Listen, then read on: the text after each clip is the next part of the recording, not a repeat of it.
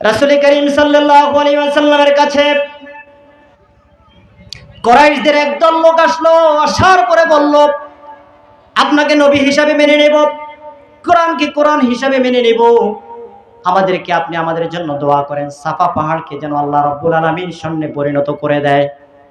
অন্যান্য জাতির তারা যা চেয়েছে, তাদের নবী তা শুনেছে, তাদের জন্য তা সবকিছু করেছে, কিন্তু আপনি আমাদের জন্য দোয়া করেন, সাফা পাহাড়কে স্বর্ণে পরিণত করে দেবে। আল্লাহ রাসূল সাল্লাল্লাহু আলাইহি ওয়াসাল্লাম দোয়া করলেন।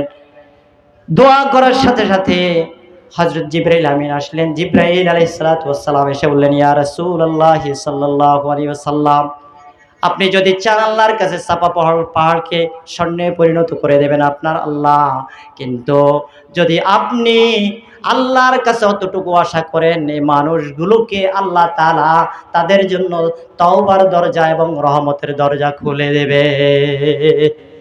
যদি আপনি এটা চান, তাহলে এই সাফা পাহাড়কে স্বর্ণ পরিণত নয়, বরঞ্চ তাদের জন্য তওবার রাস্তা আল্লাহ তাআলা খুলে রাখবেন, রহমতের দুয়ার আল্লাহ রাব্বুল আলামিন তাদের জন্য খুলে রাখবেন। রাসূল করিম সাল্লাল্লাহু আলাইহি ওয়াসাল্লাম বলেন, স্বর্ণে পরিণত হোক সাফা পাহাড়, এটা আমি চাই না, আমি শুধু চাই তাদের জন্য তওবা এবং তাদের জন্য রহমত। আল্লাহ রাব্বুল আলামিন বলেন, ওয়া হাযা কিতাবুন আনজালনাহু মুবারাকুন ফাত্তাবিউহু ওয়াত্তাকু লাআল্লাকুম তুরহামুন। এটি এমন একটি কিতাব, এই কিতাব আমি আপনার উপরে নাজিল করেছি, হে নবী, আপনার উপরে এই কিতাব নাজিল করেছি, বরকত স্বরূপ আপনার জন্য এই কিতাব নাজিল করেছি। আর যারা এই কিতাবের অনুসরণ করবে আর আল্লাহ রাব্বুল আলামিনকে ভয় করবে, তাদের উপরে আল্লাহ তাআলা রহমত নাজিল করবেন। কি নাজিল করবেন? রহমত নাজিল করবেন। একটা দিন পর আমাদের কাছে যেটি আসছে সেটি কিসের দিন বলেন? রহমতের দিন কিনা? রহমতের দিন আমাদের কাছে আসতেছে।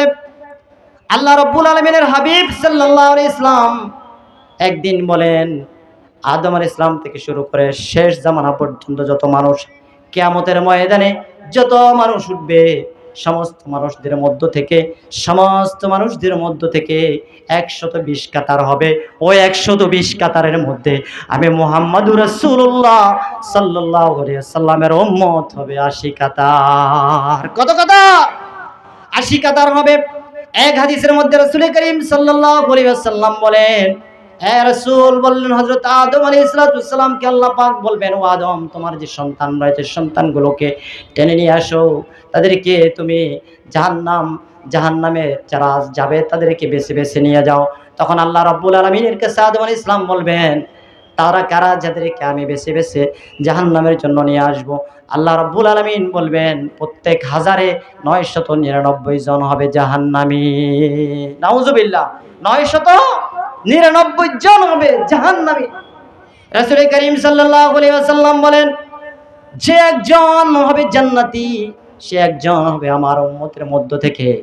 আমার আল্লাহ রাব্বুল আলামিনের কাছে আমার জান, আমার প্রাণ, আমি তার নামে শপথ করে বলতেছি, যত মানুষ জান্নাতি হবে সমস্ত ওই মানুষের মধ্য থেকে 4 ভাগের 1 ভাগ হবে আমি নবীর উম্মত। সুবহানাল্লাহ, আল্লাহু আকবার।